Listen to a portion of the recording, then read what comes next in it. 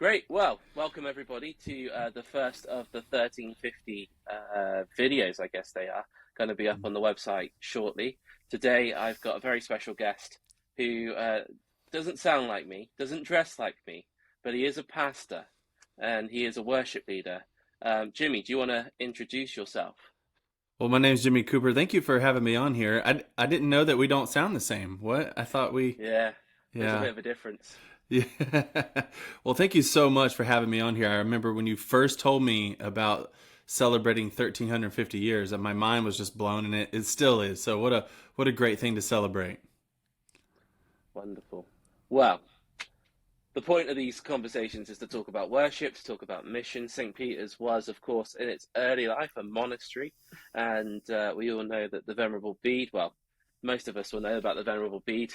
Jimmy had a crash course from me a couple of weeks ago, very late at night, looking tired. But there we are. I persevered because it was important, I think, to get a bit of him across.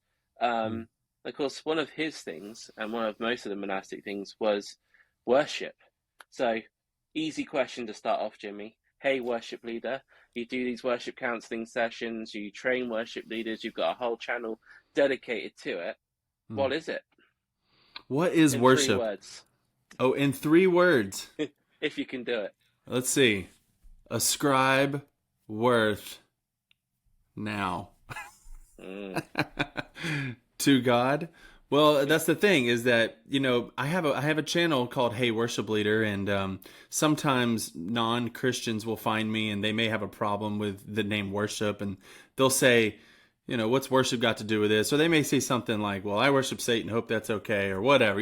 Some of them are probably just trying to poke fun. But one of the good things about it is I always get to just open up conversation and just express how someone might say, well, I don't worship. And I push back and say, well, we all worship. That's how we were created. But the question is, who or what do we worship? And so that's one of those things that I'm glad worship is in the title. Sometimes I'm not, because it's a lifestyle. It's the way we live. It's who we were meant to be, to worship our Creator. But it has led to a lot of good gospel conversations I've been excited to have. Brilliant. So, obviously, there's a few differences between our, maybe, should we call them worshipping styles? Hmm. And we did a whole video where you asked me about my worshipping style and things like that and how it differs to, I think we labeled it a Bethany church. Um, Tell us, obviously, your church has probably got a few more lights than ours. It's probably got a few more instruments than ours, although I would say the organ's got a number of instruments put into one. So There you there go. we go. But tell us, what does a Sunday look like for you? What does worship in that context look like? Yeah, so in our context, we're in the South. I say the South as if everybody knows what that is, but we're in the Bible Belt of America. So I'm in North Carolina. And what that means for us is that we are surrounded by more of and I'm just going to throw this out there just because we've already joked about it, but the Bethany churches, or more modern, I guess, expression of worship. I don't even know if that's the right way to say it. I believe our church, where I serve now, is probably, at least for me, someone who's in America in the Bible Belt, like a good go between. We actually have some more liturgy than maybe a typical Southern Baptist church might would have. We don't do the haze or the moving lights. Now we have some lights and we have projection of the lyrics, and every now and then we may have a video testimony or just an announcement or something. But we really try not to overdo that stuff because we just really like the corporate aspect. Our building was built, I'm going to say a long time ago, like 20 years ago. Yeah, try a little longer. Yeah. But it was built about 20 years ago when everything was just this like box. It's a metal box with no windows. And actually the staff is dreaming of a day where we can build a building with windows and have light. And so we really try to make sure that it's not overly overdone in the production area. We keep the lights nice and bright because we believe in the corporate aspect of worship, and so that's what it looks like for us. Now we do have a band. We have usually just like a 5-piece band. So I'm usually playing acoustic or electric guitar. We'll have a keyboard player, a drummer, bass player, Did I forget one of them? And then some vocalists. And so that's pretty much what it's like week to week for us. And this past week we had like a kids choir come up, and next week we're going to have service out on the lawn. And so sometimes it looks different, but that's pretty much what we were working with in our context here. So would you say that as a church you've sort of incorporated technology as an aid to worship rather than the means to worship? Definitely. And we ask that question a lot. I think we're pretty guarded against just doing things for just doing them sake. And so, for example, I'll give you a realistic example that our church has gone through. The production team or the creative team made this bumper video to go between the prayer and when the pastor gets up there. So it just kind of showed, like it said, the Torah, because that's what we're kind of preaching through right now. And it had this ambient music behind it, and it was just like a little bumper for like 15 seconds. And we had never really done that before. I kind of liked it because it kind of made the transition really nice, but our pastor and some of the other pastors were just really asking a question like, why are we doing this? Does this aid in worship or does it not? And some of us just landed on different sides, but I think we decided to stop doing it because it felt like we were just, to some, that we were just doing it just to do it.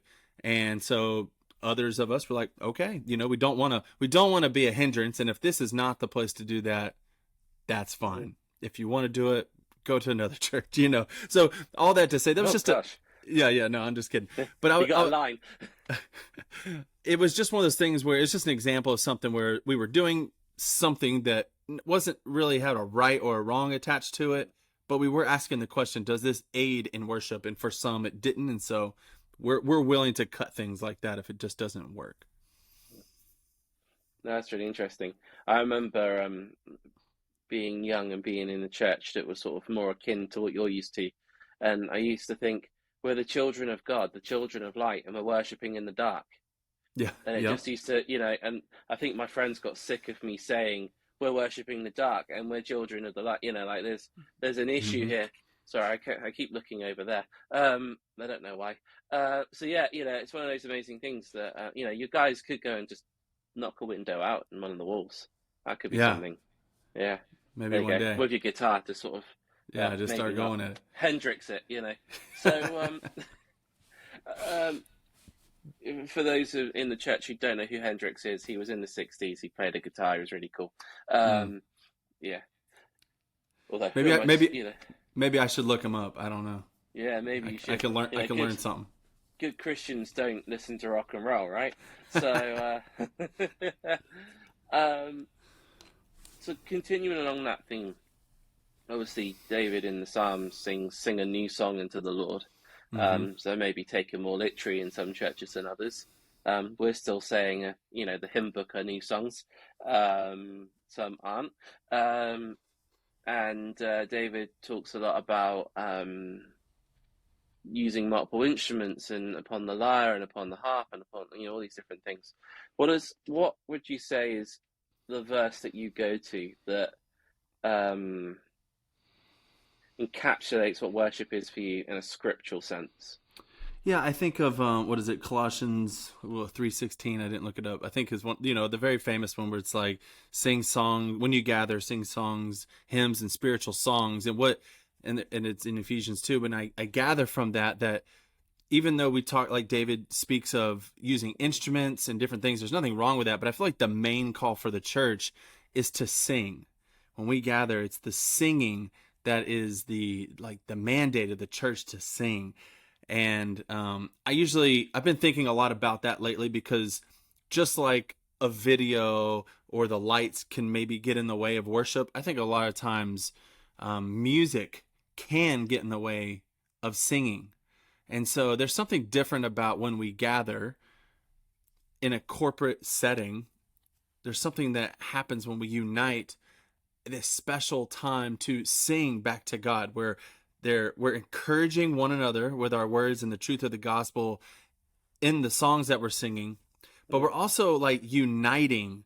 It's like we're showing that we are uniting with. We may have people from different social ranks and different nationalities or whatever, but we are all uniting when we sing and saying the same thing back to our one God. And it's just a really good testimony of how the gospel unites us. And so I say that because that's the what I feel is often missed, is that we think so much about sound systems and music and loud music, which I love loud music. I'm not saying I don't, because I'm even seeing this myself, that sometimes the music can get in the way of singing. And so one of the things we've done at my church the past 2 years is I've had a goal to just build in an a cappella moment at least once a service, sometimes more than that. Maybe we'll do a whole song. So like this past week, yesterday, we sang In Christ Alone. Get to that fourth verse, which normally is really, really big. We just cut out all instruments and just voices for the whole last verse. And it's so encouraging when that happens. And I know our people are being trained and they like it more and more. I think what we're trying to overcome is that there was a time where people thought worship was more private. Now we know worship is personal, but it's not private. I think you said that in my video this last time, and I was like, yeah, that is really true. But people thought, well, to make people comfortable, we have to turn the lights down and we have to turn up the music so we don't hear each other sing. That's it. That's the only way people are going to sing. And that's a false dichotomy that is just simply not true. And I've done this experiment at my church where that's kind of what we were used to in the past 2 years, building in moments where we can just really hear our own voices has really been encouraging and beneficial for the whole body. And I'm so glad that we've done that and that we're continuing to do that. Yeah, definitely. I mean, I remember a really good friend of mine getting into a bit of an argument with him on a Sunday evening because I said that we're the children of God, why are we worshiping in the dark? And he went, well, because everybody be staring at everybody and then everybody be uncomfortable. And I went, but surely we should be staring at Jesus. Yeah, He had no retort and he got really upset and he was like, stomp your feet, kind of like, you got me, but I want to argue, and we went for a pint and it was fine. But it was one of those moments where it's like, sorry, went for an apple juice. That's Baptist. There you go. Yeah. It just had some yeast added to it in a couple of months. Yeah. Yeah. So those sorts of things. But it's that kind of, if we are looking at Jesus, if we come to church expecting to meet with him and only him, then actually we can go confident that nobody else, we're not looking at anyone else. And if our neighbor is doing the same thing, they're not looking at us. So we can let go and sing. And I think that's a really beautiful thing. And of course, there's a power in worship, isn't there? There's a power in singing. Mm-hmm. And there's a power collectively in that. And my favorite story is Jehoshaphat when he's up against it and God says, send the choir out ahead of the army. And everyone's like, what? And the choir goes, and then the enemy starts battling one another. And there's a real power. And I think you're right in that corporate act of singing, that coming together. Yeah, it's something you don't get when you're maybe by yourself. You're worshiping to music in the car on your commute to work. That's not to say that's not, like, that is the personal aspect of our faith is personal and corporate. But one day a week we say this day is different. And I think what slips in, no matter what side of the pond you're on, is that our society is making it more and more easier to be hyper individualistic. So we're just, it's me. It's everything is just my preference. And so that comes out in conversations, even if we don't think it does, it does come out, like the conversation with the gentleman you were talking to, and many other conversations I've had. And sometimes I've been on the wrong side of that. And then I had to come back and think, oh yeah, I'm being individualistic now. I'm making it about me or my preferences.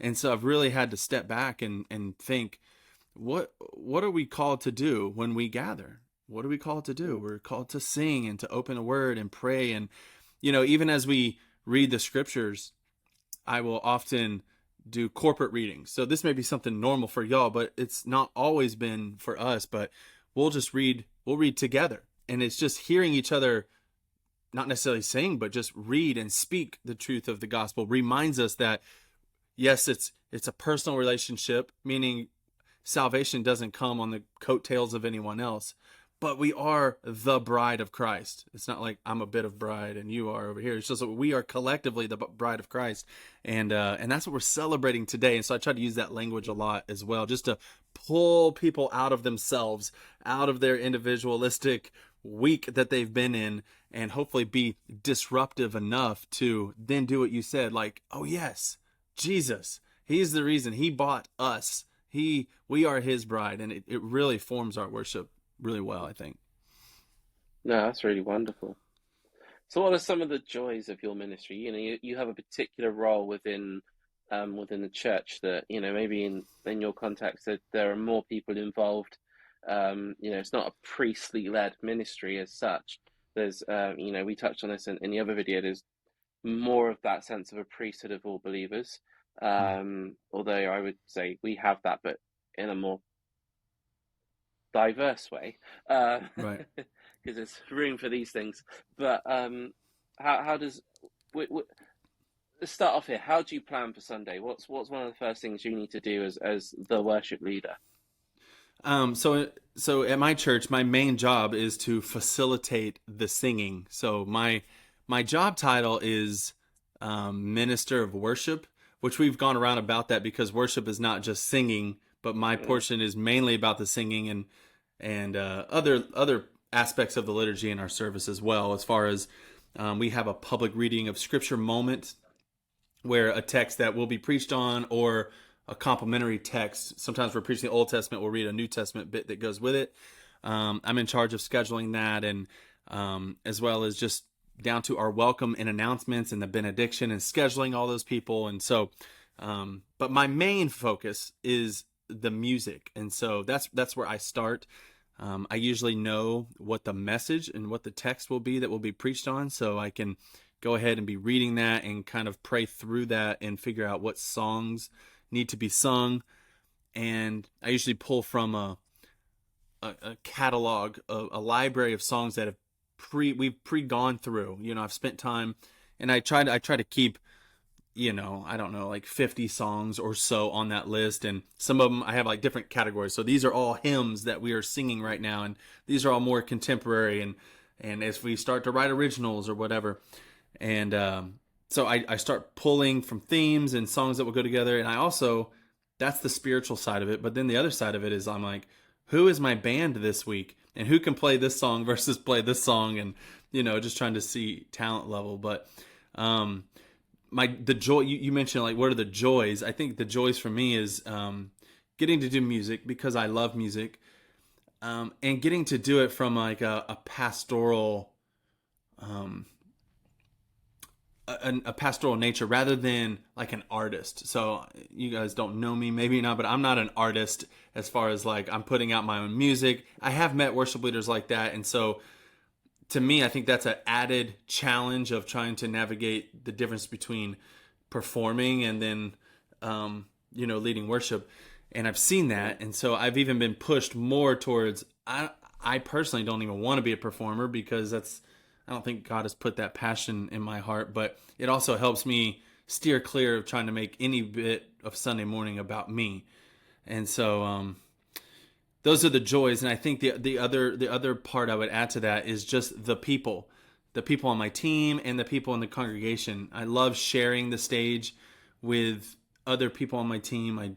I don't sing all the songs, I share the songs and just make, and it also just underpins that fact that this is a corporate thing. It's not just about Jimmy, even though I'm the only one on staff that's doing the music, but we're all together singing. And so, and then just getting to know the congregation, being in a small group, and just really being in that community.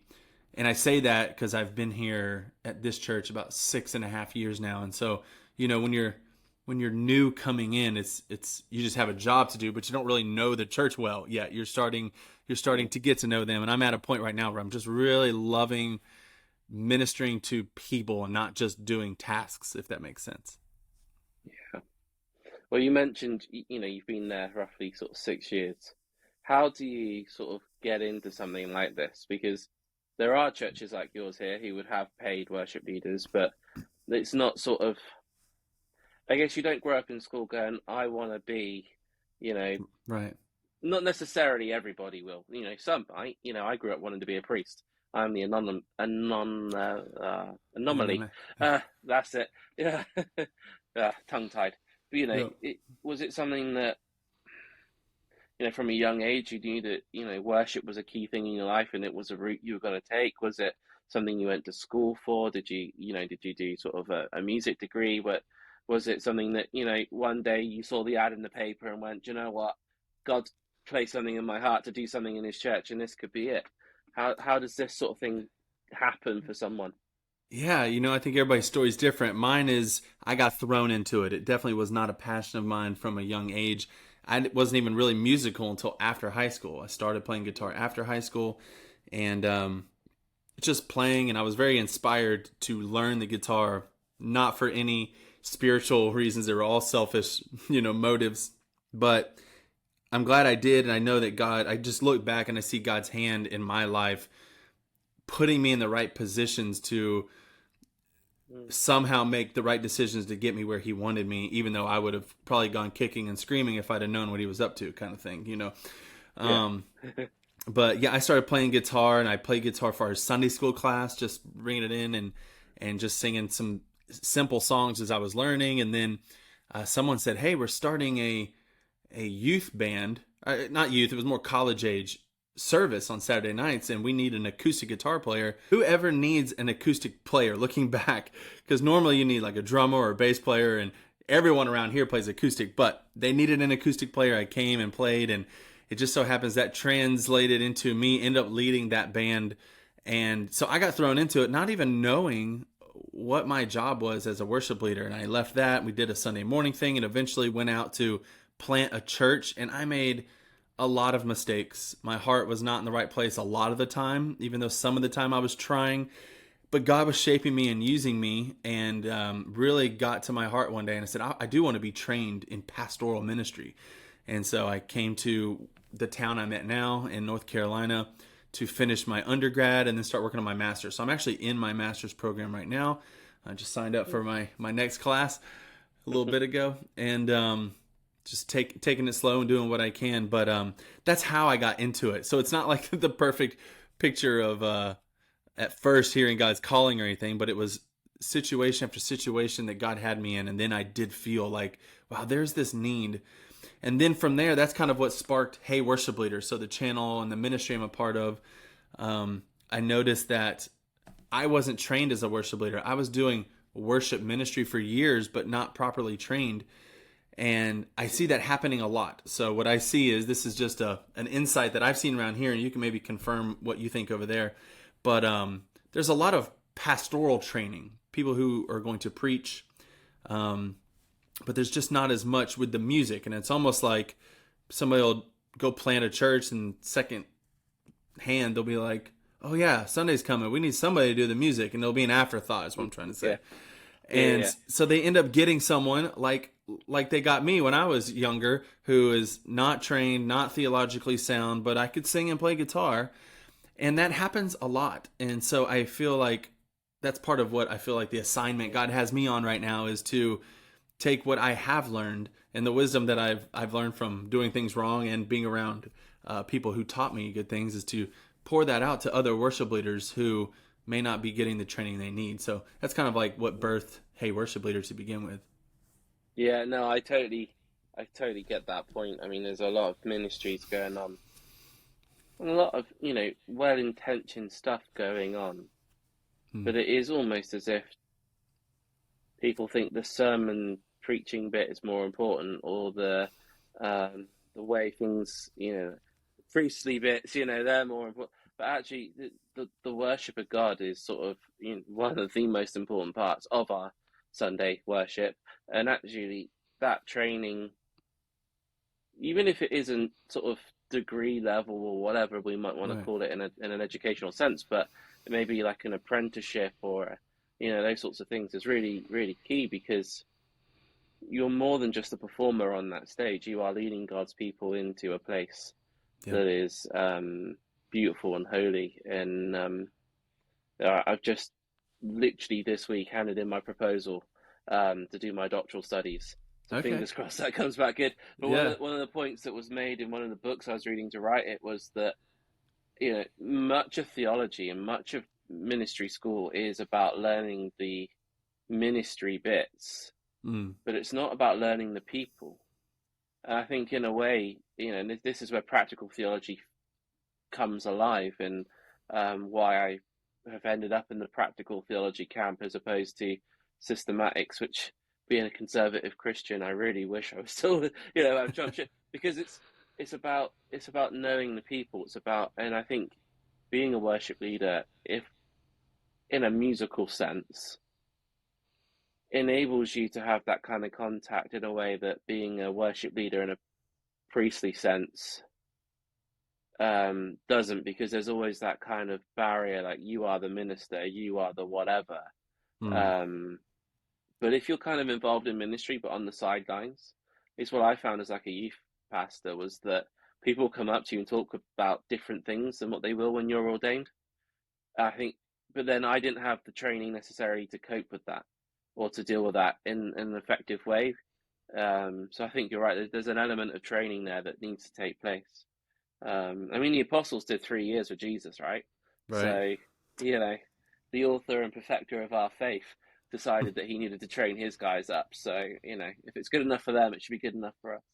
Yep.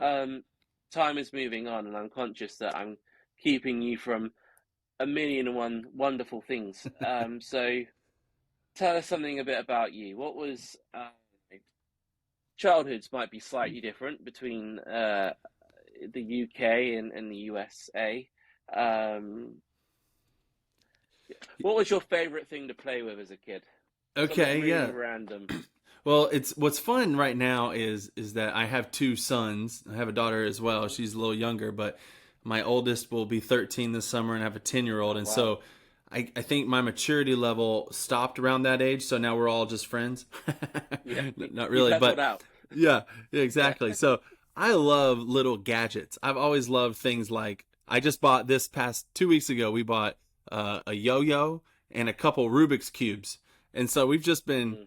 that's me and my kids. We'll just like get into that stuff and play with it. And then I bought a Rubik's cube that's a, I don't have it down here, but it's a blackout one, and so it heats up and you Ah, see the colors, but you have to try to solve it before it goes black. And wow. now, I'll be clear, we can't really solve the Rubik's Cube that well. I have some instructions that help me. I can do it with the instructions, but Yeah. and just geeking out about yo-yos and all that stuff. So Mm. I love stuff like that. Um, growing up watching TV, cartoons on Saturday. I was trying to tell my kids, I'm like, everything now is on demand. You can just look up Yeah. anything you want, but back in the day, you waited till Saturday morning when the TV channels would play cartoons, and you get up early and go watch them. It's so different now, Mm. but yeah, Yeah.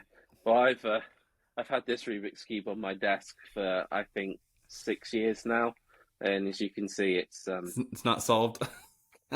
no.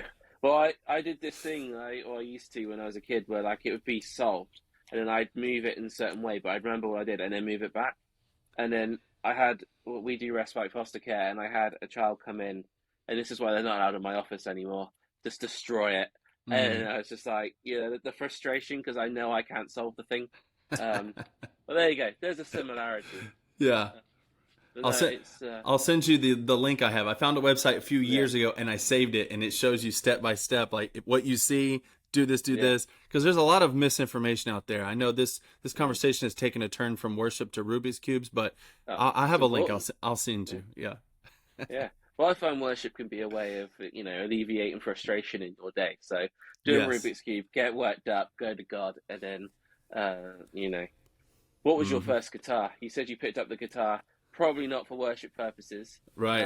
So I'm assuming you probably had Hendrix or Led Zeppelin or someone in mind, blues player maybe.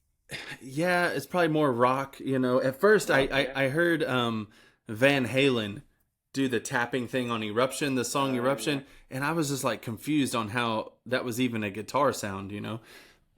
And so I was drawn to electric guitar. My first guitar, though, that I actually bought, which is kind of off camera, it's over there. It's an acoustic guitar, and I still have it, which is cool. And I just started learning chords, and I bought this guitar right here, this Telecaster, and that was my first electric guitar that was my worship leading guitar actually. So Not far after I started playing guitar, I got introduced to worship music and worship ministry, and I was like, well, this music's actually really easy. I can play this.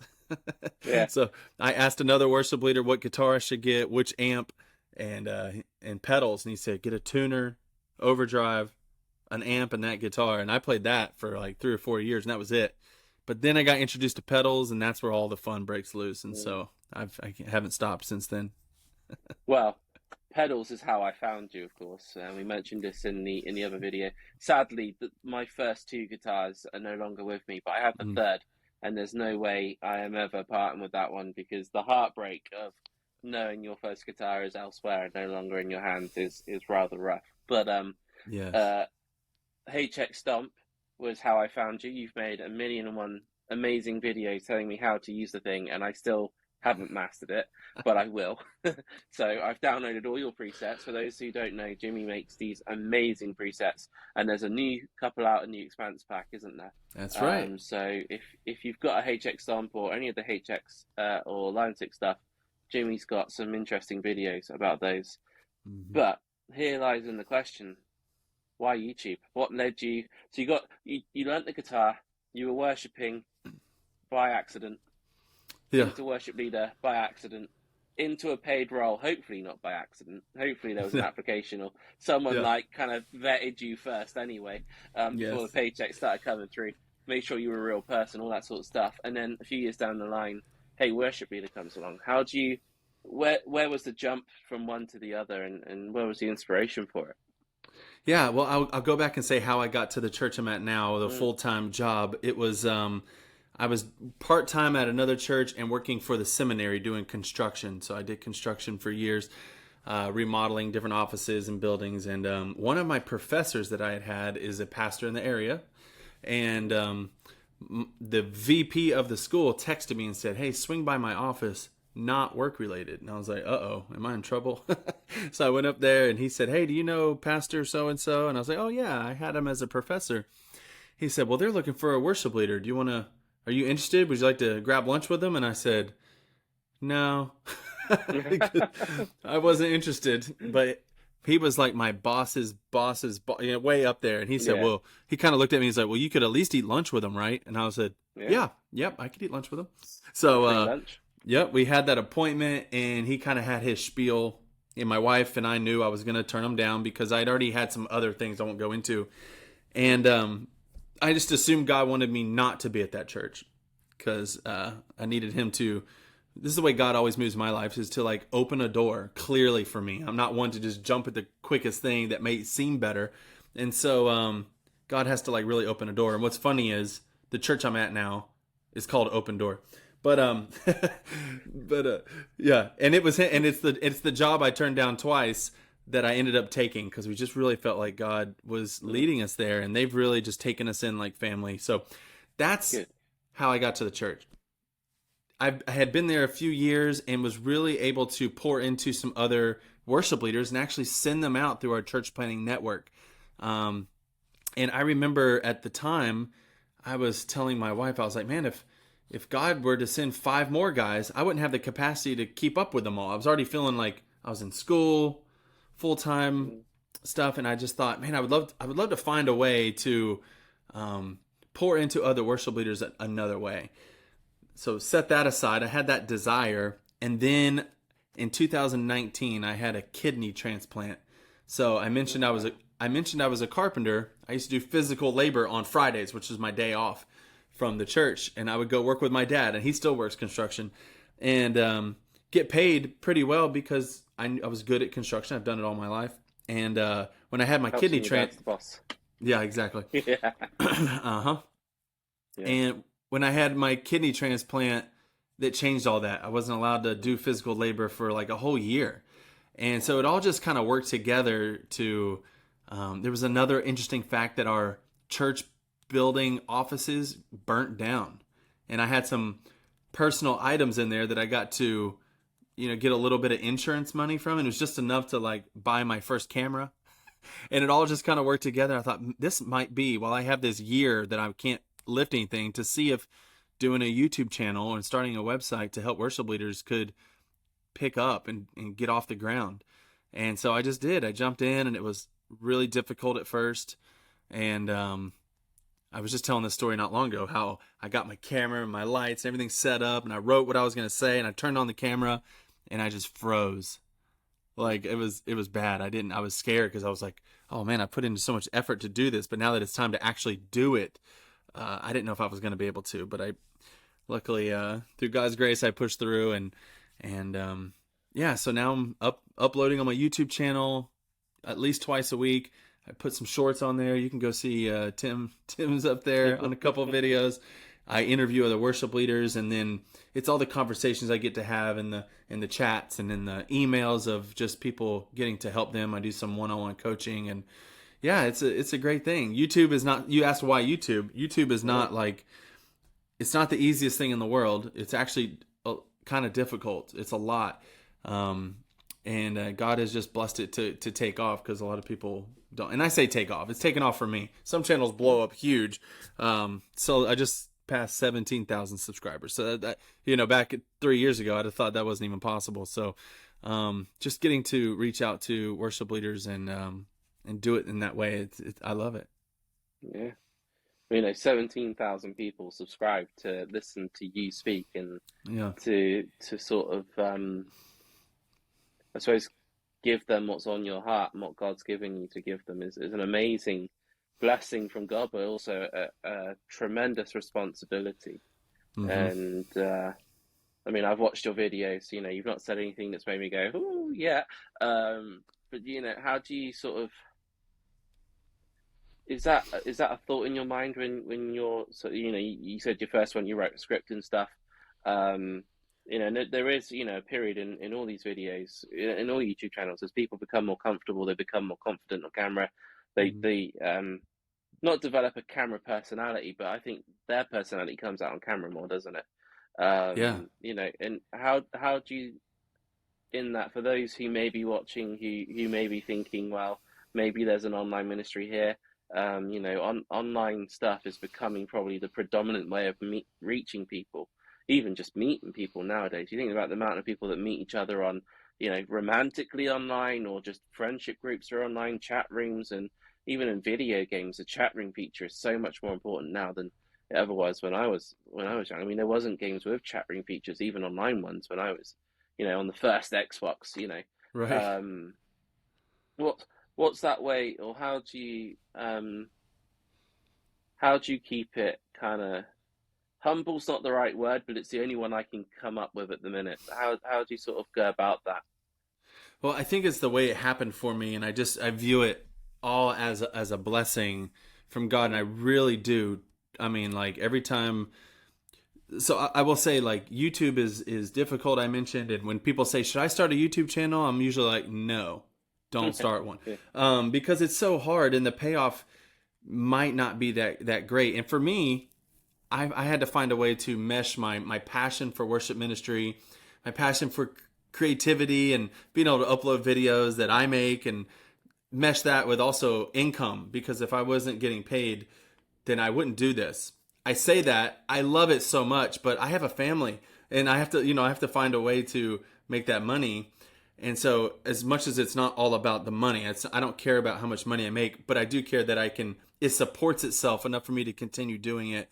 And so my passion is, worship ministry. And if you go on my channel, the majority of videos are like how you found me, where it's something guitar related, because that's how YouTube works. It's a search engine, and a lot more people are asking how to be a better guitar player or how to use a certain pedal than they are how to be a better worship leader.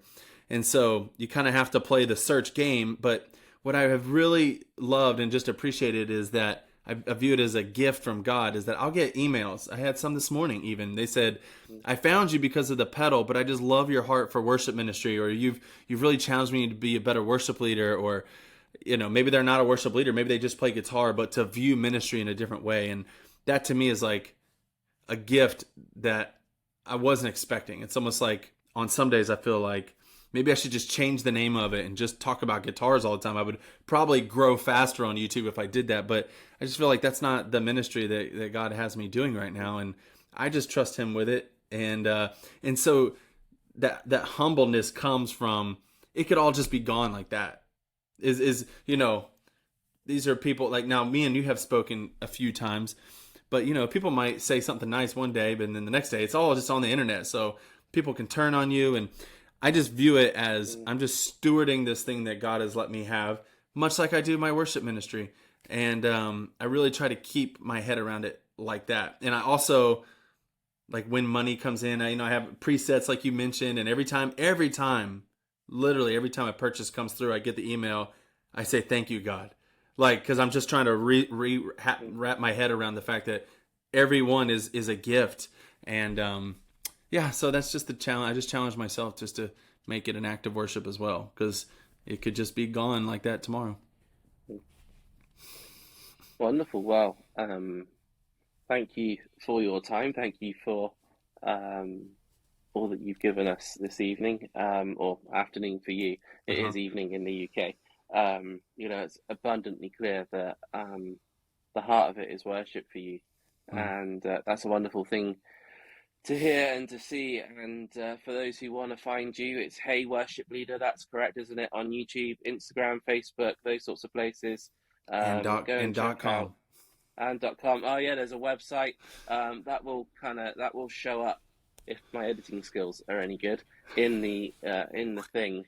Okay. I've made a little front thing, but whether it works or not, I don't know. We'll find out when the video comes up. If you've not seen it, it hasn't worked. Um, that's how good my editing is. I'm going to leave this bit in. But yeah, heyworshipleader.com, Hey Worship Leader on Facebook, Instagram, YouTube. Don't forget the important one.